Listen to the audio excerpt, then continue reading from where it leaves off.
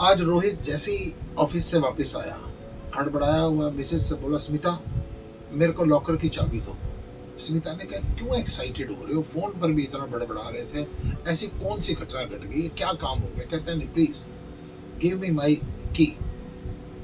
कहती है, क्यों, क्या बात क्या हो गई है? इतनी देर में बेटा भी आ गया।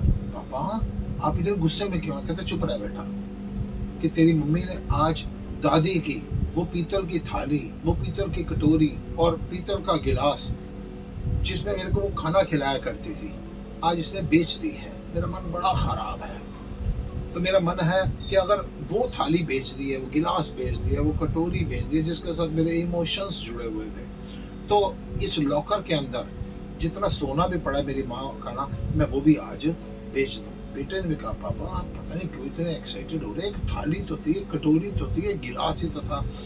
पिता ने कहा, कोई बात नहीं बेटा, आओ जरा बाहर आओ। मिसेस को लिया, बेटे को लिया, आओ जरा थोड़ी दूर 10-20 किलोमीटर दूर उनका गांव था, गांव में चले गए। आओ मैं तुम्हारे को दिखाता हूँ। गांव में गए, गांव का एक मंदिर था। मंदिर में जैसे ही गए, पुजारी एकदम खड़ा हो गया, आओ भीखा, मेरा बेटा भीखा कैसे है? ये इसकी मिसिस और बेटे एकदम हैरान हो गए, हमारे पापा तो भावेश कुमार, ये तो इतने बड़े ऑफिसर हैं, लाखों रुपए इनकी सैलरी है, लोग इनको सैल्यूट मारते, छोटा सा एक पंडित इनको भीखा भीखा कह रहा है। तो वो जब सुनने लगे तो भावेश ने कहा, पंडित जी ये आपकी बहू है और ये आपका पोता है, इनको बताइए, आप मेरी छोटी सी कहानी बताइए, आप मेरे को भीखा क्यों कह रहे हैं? कहते, नहीं बेटा कोई बात नहीं।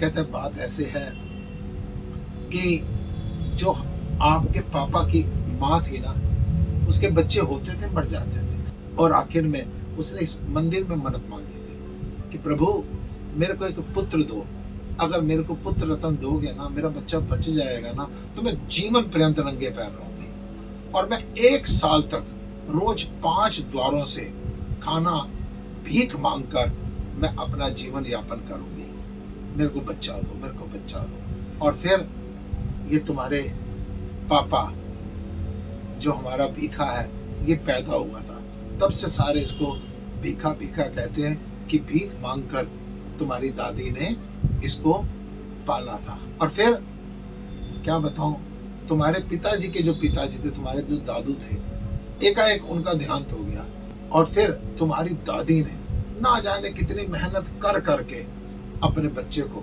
यानी इस भीखा को पाला। मैं अपने बेटे को ऑफिसर बनाऊंगी। नंगे पैर दिन रात की मेहनत करने के बाद वो इसको लेकर शहर चली गई, कभी कभी आती थी। और पिछले दिनों मेरे को पता चला था हमारी बहन का देहांत हो गया है।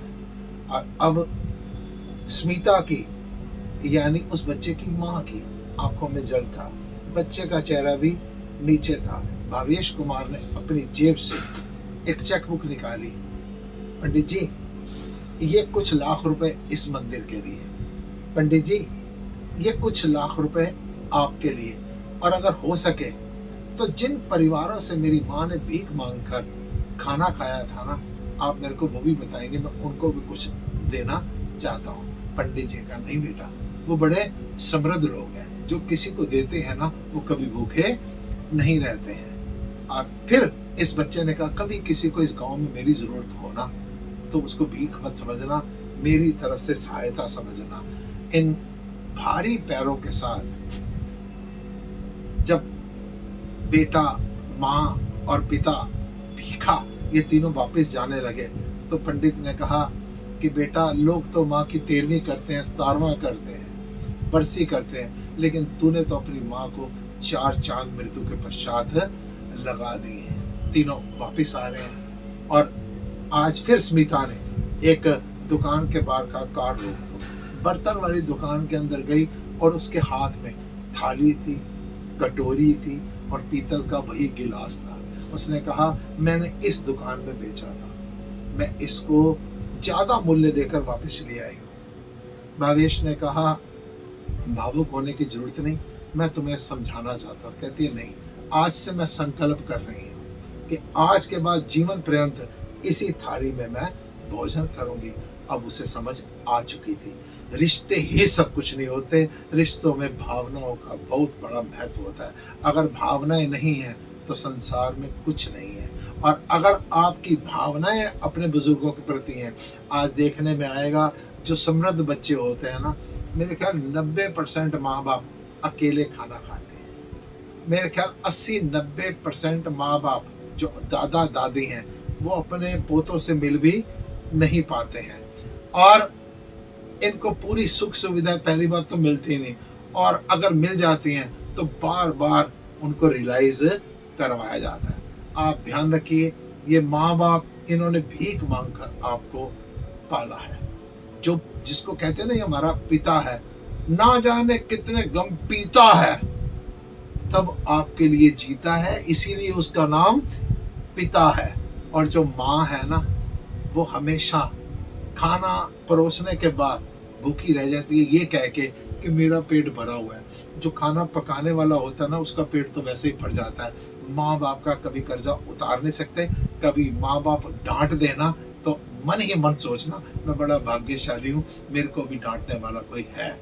रिश्ते तो होते हैं, लेकिन इनमें भाव बना करके, चाहे बहन है, चाहे भाई है, चाहे दादा दादी है, माँ बाप हैं, ये चीजें एक बार खोने के बाद दोबारा पैसा खर्च करने पर भी नहीं मिलते हैं।